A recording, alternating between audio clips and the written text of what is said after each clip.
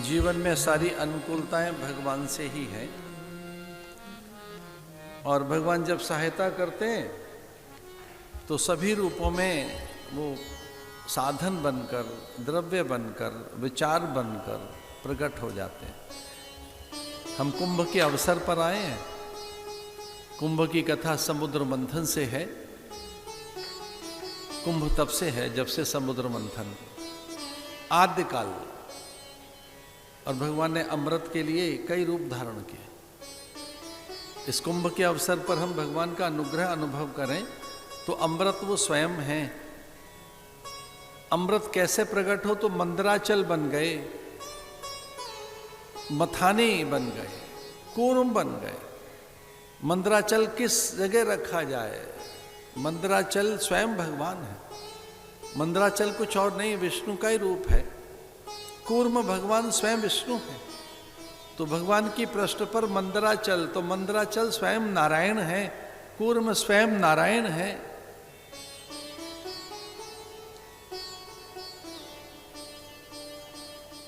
अब अमृत स्वयं नारायण है, प्रकट हो गया है तो कौन लेके चले?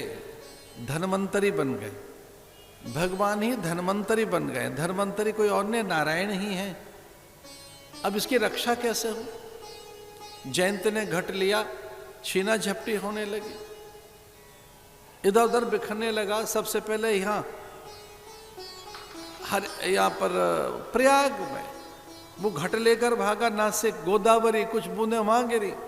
उस घट को लेकर फिर भागे छुपाने के लिए अवंतिका, उज्जैनी में, क्षिप्रा में कुछ बूंदें गिरी। फिर उस घट को लेकर भागे थे हरिद्वार, और वहां कुछ बूंदें गिरी।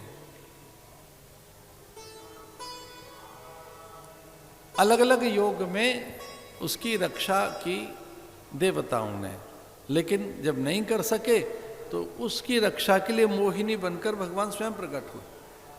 इसका अर्थ है कि हमारे जीवन में जितने साधन हैं वो स्वयं ही हैं।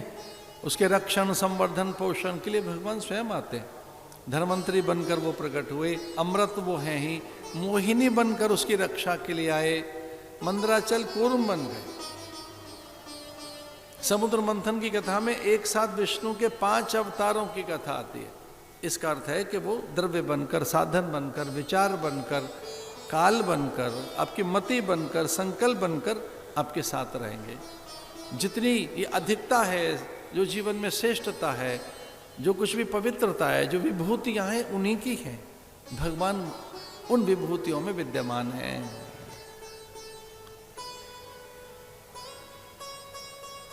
मैं तपो तप्यमाना परिमिता हर एकांतशीली जनांद बगिरा कृति। मुझे अधिक तप करना है, शील के साथ रहना है, मुझे अब एकांत रहना है। परिमिताहार, थोड़ा सा ही आहार लेकर, और महापुरुषों की संगति में रहना है। युधिष्ठिर ने ऐसा कहा और वो वन में निकल गए अपने भाइयों को लेकर।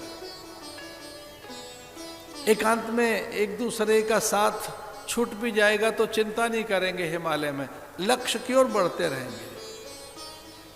परस्पर अनुबंध हो गया। जो पीछे छूट गया छूट गया, बहुत अब उसके रुकेंगे नहीं उसके लिए। ऐसा कहते हैं सबसे पहले द्रौपदी छूट गई, बर्फ में धंस गई, और वहीं समाधि लग गई द्रौपदी की। फिर नकुल और सहदेव,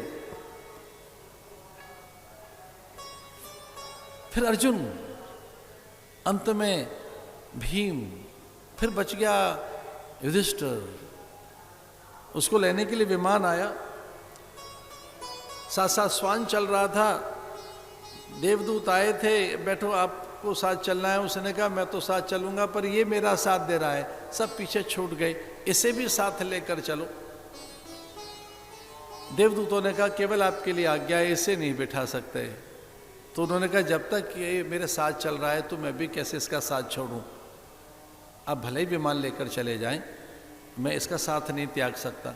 जो बर्फ में धंस गए उनको तो मैं कैसे निकालूं, लेकिन जो मेरे साथ साथ चल रहा है ये श्वान, इसको मैं कैसे छोड़ूं।